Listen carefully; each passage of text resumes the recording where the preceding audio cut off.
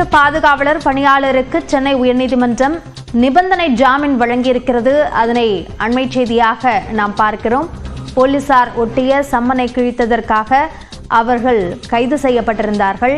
இந்த நிலையில் அவர்களுடைய ஜாமீன் மனு ஏற்கனவே விசாரணைக்கு வந்த நிலையில் தற்பொழுது சென்னை உயர்நீதிமன்றம் அவர்களுக்கு நிபந்தனை ஜாமீனை வழங்கியிருக்கிறது. அதனை அண்மை செய்தியாக பார்க்கிறோம். கூடுதல் விவரங்களை நம்முடைய செய்தியாளர் மதனிடம் கேட்கலாம். என்னென்ன நிபந்தனைகள் இந்த ஜாமீனுக்கு விதிக்கப்பட்டுள்ளது மதன்? கண்டிப்பாக, அதாவது நடிகை விஜயலட்சுமி கொடுத்த அந்த புகாரின் அடிப்படையில் பதிவு செய்யப்பட்ட அந்த பாலியல் வன்கொடுமை வழக்கில் தான் விசாரணைக்கு ஆஜராக வேண்டும் என்று சீமான் வீட்டிற்கு போலீசார் சம்மன் அனுப்பினார்கள்.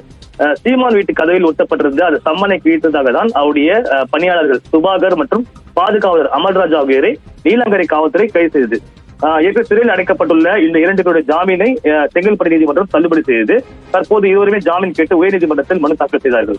இந்த மனுதான் இன்று நீதிபதி சுந்தரமோகன் முன்பு விசாரணைக்கு வந்தபோது காவல்துறை தரப்பில் அதாவது சம்மனை கிழித்தது தொடர்பாக காவல் ஆய்வாளர்களை அவர் தாக்கியதாக தெரிவித்தார். அது மட்டும் இல்லாமல் பாதுகாவல் வைத்திருந்த துப்பாக்கி ஒருவர் வெடித்திருந்தால் மிகப்பெரிய ஒரு அசம்பாவித சம்பவம் நடைபெற்றிருக்கும் என்று தெரிவித்தார்.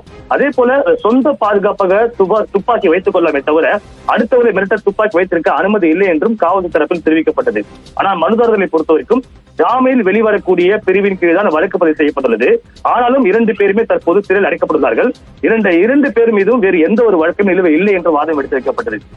இந்த 2 தரப்பு வாதம் நீதிபதி துப்பாக்கி உரிமையை மீறியிருந்தால் அதனை ரத்து செய்ய தொடர்பாக தமிழக அரசு முடிவெடுக்கலாம் என்று தெரிவித்தார்கள். அது மட்டும் இல்லாமல் இருவரையும் இதற்கு மேல் சிறையில் வைத்திருக்க அவசியம் இல்லை என்று தெரிவித்து 2 பேருக்குமே தற்போது நிபந்தனை ஜாமீன் வழங்கியுள்ளார்கள். அதன்படி மறு உத்தரவு வரைக்கும் தினமும் காலை 10:30 மணிக்கு பூக்கடை காவல் நிலையத்தில் 2 பேருமே ஆஜராக கையெழுத்திட வேண்டும் என்றும் தற்போது நிபந்தனை விதிக்கப்பட்டு ஜாமீன் வழங்கப்பட்டுள்ளது. வினயா, விரிவான விவரங்களுக்கு நன்றி மதன்.